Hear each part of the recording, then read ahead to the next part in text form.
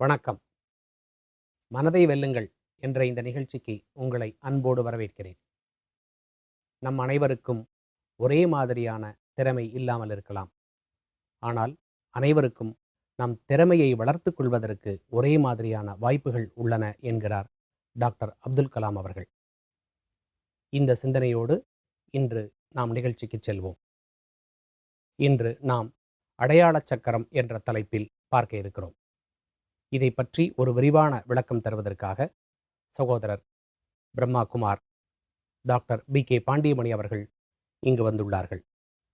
அவர்கள் கடந்த 40 ஆண்டு காலமாக ராஜயோகாவை பயிற்றுவித்தும் வருகிறார். மேலும் பிரம்மா குமாரிகள் இயக்கத்தின் வேல்யூ எஜுகேஷன் துறையின் இயக்குனராக இருக்கிறார். யோகாவில் PhD பட்டம் பெற்றவர். நேயர்களே, உங்கள் அனைவரின் சார்பில் அவரை அன்போடு வரவேற்கிறேன். வணக்கம் பிரதர். வணக்கம். ஓம் சாந்தி. ஓம் சாந்தி.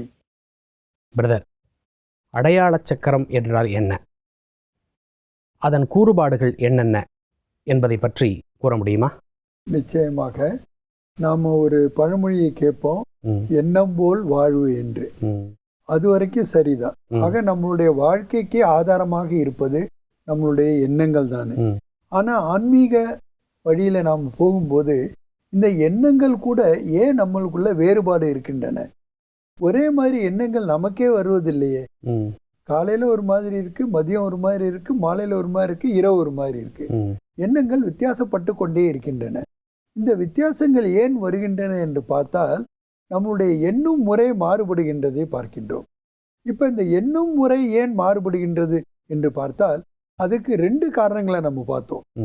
ஒன்று விழிப்புற விஷயங்கள் எது நம்மை பாதிக்கின்றன, இன்னொன்று உட்புற விஷயங்கள் எது நம்மை பாதிக்கின்றன என்று. இதெல்லாம் நம்ம இதுவரைக்கும் பார்த்துட்டு இருந்தோம்.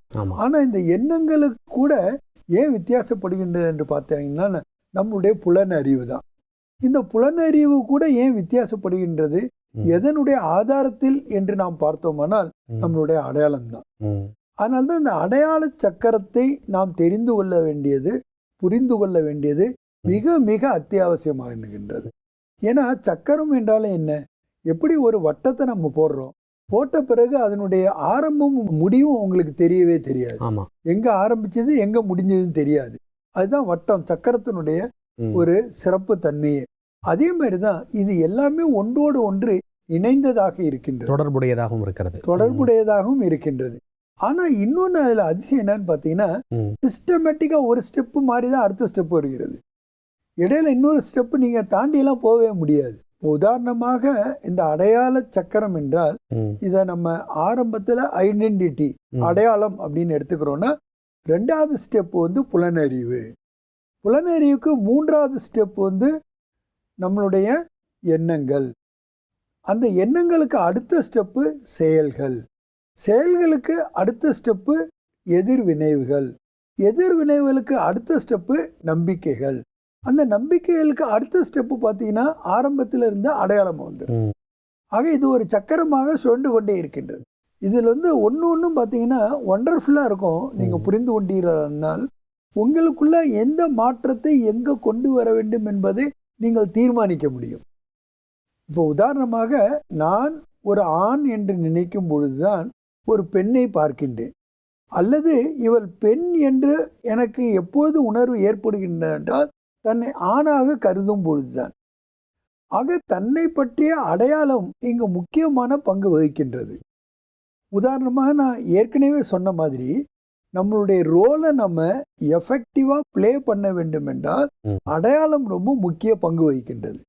எப்படி ஒரு ஜட்ஜா இருக்கிறவர் தன்னுடைய சீட்ல இருக்கும்போது தன்னுடைய மகன், மகள் அல்லது தன்னுடைய உறவினர்கள் யார் கூண்டுல இருந்தாலும் கூட அந்த நேரத்தில் அந்த உறவு முறையோட அவங்கள பார்க்க மாட்டார், அணுக மாட்டார்.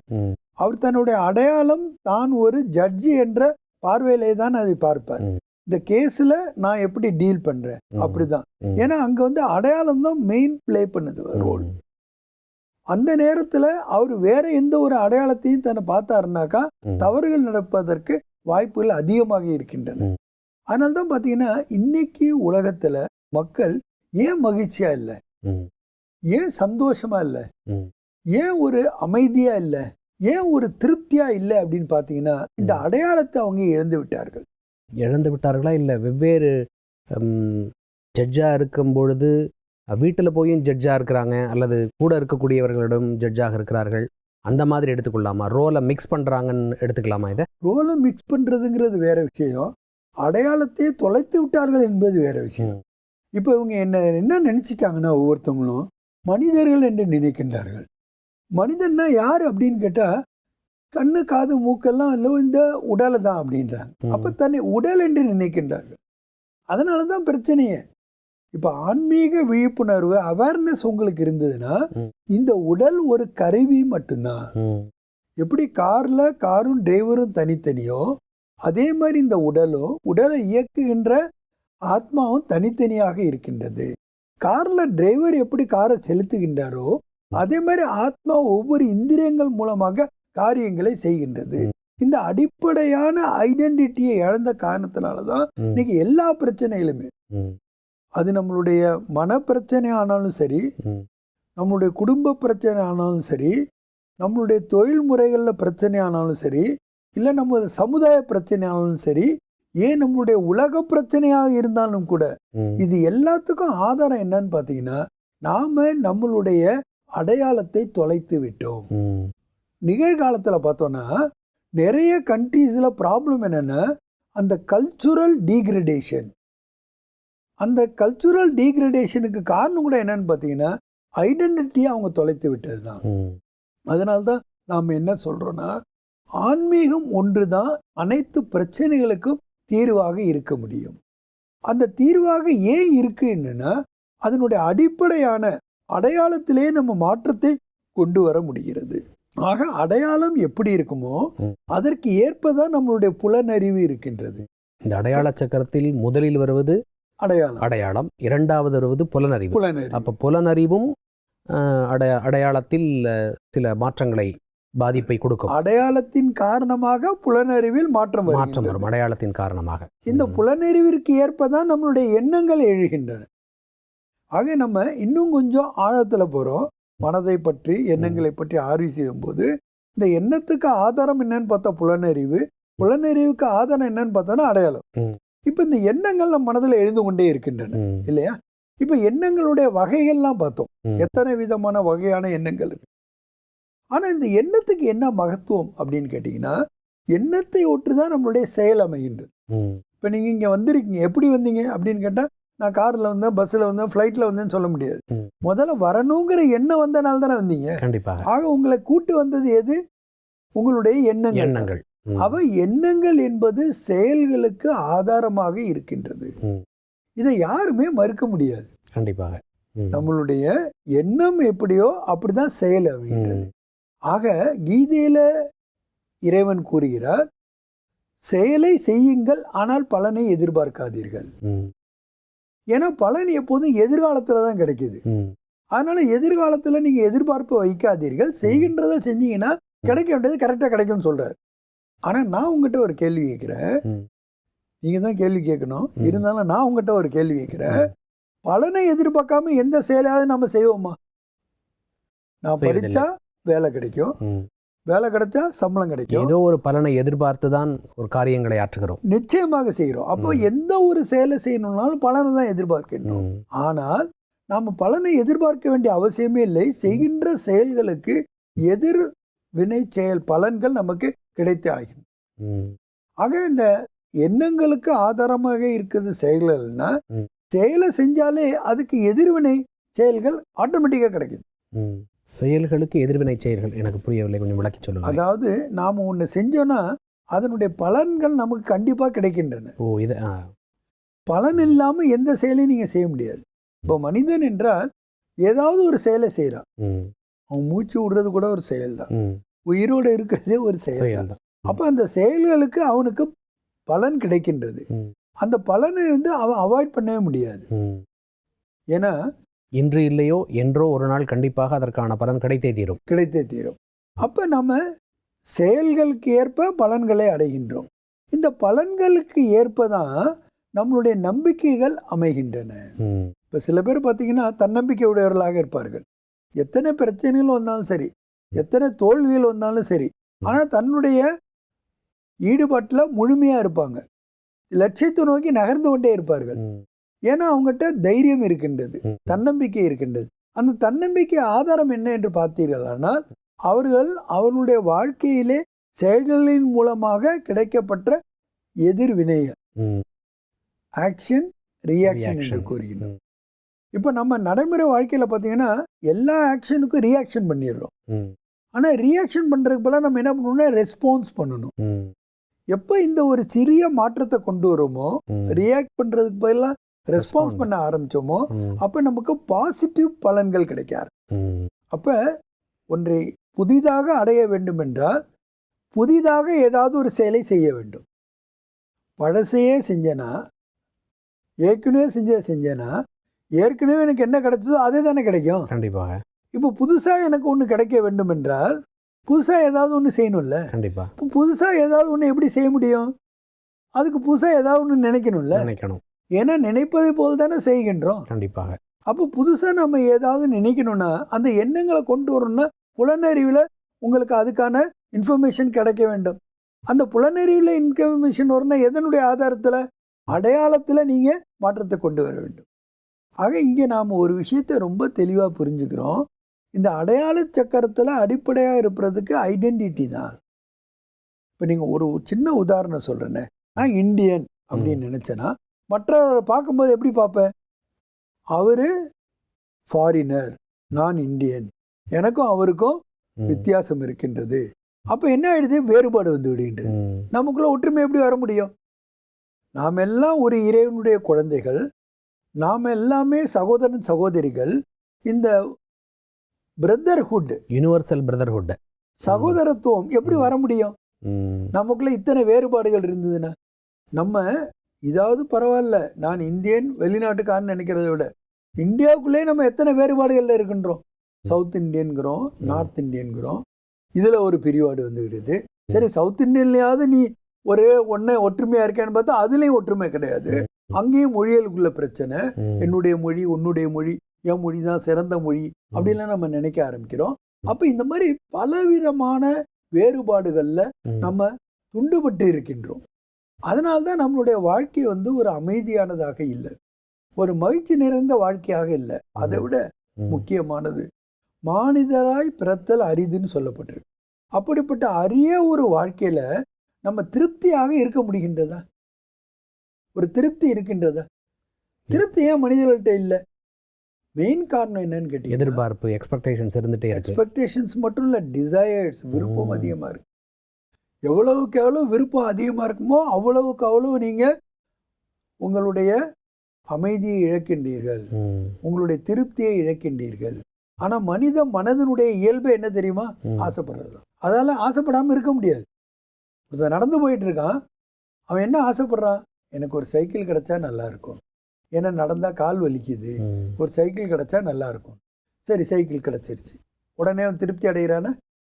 சைக்கிளில் மிதிக்க வேண்டியிருக்க ஒரு மோட்டர் சைக்கிள் கிடைச்சா நல்லா இருக்கும், ஏன்னா அது தானாக ஓடும், நமக்கு மிதிக்க வேண்டிய அவசியம் இல்லை, ஒரு மோட்டர் சைக்கிள் கிடைச்சா நல்லா இருக்கும். சரி, மோட்டர் சைக்கிள் கிடைச்சிருது, திருப்தி அடைகின்றானா? அப்போ என்ன நினைக்கிறான்? வெயிலில் போக வேண்டியிருக்கு, மழையில் போக வேண்டியிருக்கு, ஒரு கார் கிடைச்சா நல்லா இருக்கும். சரி, காரும் கிடைச்சிடுது, அப்போ திருப்தி அடைகின்றானா? அப்போ என்ன ஆசைப்படுறான்? எனக்கு வெறும் கார் தான் கிடைச்சிருக்கும், ஒரு BMW கிடைச்சா நல்லா இருக்குமே அப்படின்னு நினைக்கிறான். அதனுடைய தரத்தை பார்க்குறான். சரி, ஒரு BMW கிடைச்சி அப்புறம் சந்தோஷமா இருக்கானா? இந்த ரோட்டில் போகும்போது இப்படிப்பட்ட ரோட்டில் நான் போக வேண்டியிருக்கேன், மேடும் பள்ளமாக இருக்கேன் அப்படின்னு, அதுக்காக போகிற இடம்லாம் ரோடு போட முடியுமா என்ன? ஆக மனிதனுடைய மனம் என்பது தொடர்ந்து ஆசைப்பட்டு கொண்டே இருக்கின்றது, டிசையர். ஆனால் ஆசைப்பட்டதன் மூலமாக, எதிர்பார்ப்புகள் மூலமாக அது ஏமாற்றங்களைத்தான் சந்திக்கின்றன. அதுக்காக நான் ஆசைப்படக்கூடாதுன்னு சொல்லலை, ஆசைப்படு, எல்லாவற்றிற்கும் நீ ஆசைப்படு என்று கூறப்படுகின்றது. ஆனால் அந்த ஆசை எப்படிப்பட்டதாக இருக்க வேண்டும்? அதுதான் ரொம்ப முக்கியம். அதனுடைய குவாலிட்டி தான் ரொம்ப முக்கியம். பிறரை வருத்தி, பிறரை ஏமாற்றி, பிறருக்கு வஞ்சனை செய்து எதை அடைந்தாலும் அது உங்களுக்கு அமைதியை தர முடியாது. நிச்சயமாக. அதனால தான் நாம் என்ன சொல்றோம்னா, சம்பாதிக்கும் போது கூட நீங்க எப்படி சம்பாதிக்கிறீங்கிறது முக்கியம். ஏன்னா அந்த சம்பாதிப்பின் மூலமாக உங்களுக்கு கிடைக்கின்ற பொருள் எதனுடைய ஆதாரத்தில் கிடைக்கின்றதோ அதற்கு ஏற்பத்தான் உங்களுக்கு அனுபவங்களை கொடுக்கின்றன. அது மகிழ்ச்சியாகவோ திருப்தியாகவோ இருக்க வேண்டுமெனில் கண்டிப்பாக அதனுடைய மூலம் கரெக்டாக இருக்கணும். கரெக்டாக இருக்கணும். அதனால தான் நம்ம என்ன சொல்கிறோம் அப்படின்னாக்கா, இங்கே விதையிலேயே சரி பண்ணிடுங்க. அப்போ ஆட்டோமேட்டிக்காக வினை விளைவு தத்துவத்தின் ஆதாரமாக நாம் எதை செய்கின்றோமோ அதற்கேற்ற பலனை அடைகின்றோம் என்பதற்கு ஏற்ப நாம் பலாபலன்களை சிறப்பாக அடைய முடிகிறது. ஆக இறைவன் நம்ம கொடுத்த ஒரு பெரிய வரப்பிரசாதம் என்னென்ன, இந்த காலகட்டத்தில் தான் இதை தான் நம்ம புருஷோத்தம சங்கம யுகம் என்று கூறுகின்றோம். இந்த காலகட்டத்தில் தான் இறைவன் ஞான கடலானவர் சுயம் சுப்ரீம் டீச்சர் ஆயிட்டு நமக்கு பாடம் சொல்லி தருகின்றார். ஆக அந்த பாடத்தை தான் நாம் ராஜயோக தியானம் என்று அழைக்கின்றோம். அந்த ராஜயோக தியானத்தின் மூலமாக நமக்கு இந்த அரிய ரகசியங்களை கூறுகின்றார். ஒரு எண்ணங்களுக்கு ஆதாரமாக இருப்பது புலனறிவு, புலனறிவுக்கு ஆதாரமாக இருப்பது உங்களுடைய அடையாளம். அடையாள சக்கரத்தின் ஆதாரமே அடையாளத்தில் தான் இருக்கின்றது. ஆக அடையாளத்தை நீங்கள் மாற்றிக்கொள்வதன் மூலமாக, அதாவது தன்னை அழியக்கூடிய இந்த உடல் அல்ல, 5 தத்துவங்களாலான உடல் நான் அல்ல, ஆகவே நான் ஆணோ அல்லது பெண்ணோ அல்ல, நான் இந்த உடலுக்கு அப்பாற்பட்ட ஒரு சக்தியாக, ஒரு உயிர் சக்தியாக, ஒரு ஆத்மாவாக இருக்கின்றேன். நான் மனம், புத்தி, சம்ஸ்காரம் என்ற 3 சக்திகளை கொண்டவனாக இருக்கின்றேன். நான் 7 குணங்களினுடைய ஒரு மூலப்பொருளாக இருக்கின்றேன் என்று உணரும் பொழுதுதான், அதை தெரிந்து கொள்ளும் போதுதான், அதற்கேற்ப மனப்பயிற்சியை மேற்கொள்வதன் மூலமாகத்தான் நாம் நம்மளுடைய நம்பிக்கைகளை தரம் நிறைந்ததாக ஆக்கி கொள்ள முடிகின்றது. ஏன்னா இந்த பிலீஃப் சிஸ்டம் இருக்கு இல்லையா, இது ரொம்ப முக்கியமானது நம்மளுடைய அனுபவங்களை பெறுவதற்கு. நீங்க பாருங்க, அனுபவம் பெறுவதில் நாம எவ்வளவு வித்தியாசப்படுறோன்னு. நம்ம 2 பேரும் ஒரே இடத்துல தான் இருக்கிறோம், ஒரே சூழல்ல தான் இருக்கிறோம். ஆனா 2 பேரோட அனுபவமும் ஒரே மாதிரி இருக்கா? வேறு வேறாகத்தான் இருக்கும். நிச்சயமா இருக்கு. இந்த வேறுபாடு ஏன் வந்தது? சில பேர் நினைக்கிறாங்க நிறைய செல்வம் பெற்றுட்டா போதும், வாழ்க்கையில நம்ம சந்தோஷமா இருக்கலாம் அப்படின்னு. அப்படி இருந்தது உண்மையானால் இன்னைக்கு பணக்கார நாடுகளில் உள்ளவங்க எல்லாம் தானே சந்தோஷமா இருக்கணும். ஆனா ஹாப்பினஸ் இண்டெக்ஸ்ல பார்த்தோம்னா எல்லாருமே சந்தோஷமா இல்லையே. அப்ப இதுல இருந்து என்ன தெரியுது? எனக்கு ஒரு நிகழ்வு ஞாபகத்துக்கு வருகின்றது. ஒரு பாம்பே கடலோரத்துல ஒரு சன்னியாசி படுத்திருக்கிறார். அப்போ அவரை பார்க்குறாரு ஒருத்தவர், அவர்கிட்ட பேச்சு கொடுக்கின்றார். இங்கே ஏன்ப்பா நீ சும்மா படுத்து கிடக்கிற, போய் ஏதாவது வேலை செய்யலாம்ல உருப்படியா அப்படின்னு கேட்குறாரு. அப்போ இந்த சன்னியாசி கேட்குறார், ஏன் வேலை செய்யணும் அப்படின்னு கேட்குற. வேலை செஞ்சால் உனக்கு பணம் கிடைக்கும். பணம் எதுக்கு வேணும் அப்படின்னு கேட்குறாரு. வீடு கட்டலாம், கார் ஓட்டலாம், கார் வாங்கலாம், செல்வந்தனாக இருக்கலாம். வீடு கட்டி கார் வாங்குறதுலாம் எதுக்காக அப்படின்னு, நீ நிம்மதியாக படுத்து தூங்கலாம். இப்போ அதுதானே நான் செஞ்சுட்டு இருக்கேன் அப்படின்னு அவர் சொன்னார். அதுக்காக நான் உங்களை சோம்பேறியா இருங்கன்னு சொல்ல வரல. நான் சொல்ல வர்றது என்ன, இந்த வெளிப்புறமான விஷயங்களை பெறுவதனால் மட்டும் நான் மகிழ்ச்சியாக வாழ்ந்துவிட முடியாது. ஆக வெளிப்புறமாக பெறுவதன் மூலமாக நாம் மகிழ்ச்சியாக இருக்க முடியாது என்றால், உட்புறமாக நாம் மகிழ்ச்சியாக இருப்பது எப்படி என்பதை தெரிந்து கொள்ள வேண்டும் அல்லவா? அதற்கு ஆதாரமாக இருப்பது தான் இந்த ஆன்மீகத்தின் அவேர்னஸ். ஆக சின்ன விஷயம் பாருங்க, ஒரு அடையாளத்தை மாற்றிக்கொள்ளும் போது நம்மளுடைய உணர்வுகள், நம்மளுடைய நடவத்தைகள் எல்லாமே மாறிடுங்க. பாருங்க, என்னுடைய நடைமுறை வாழ்க்கையில் ஒரு உதாரணம் சொல்கிறேன் பாருங்க.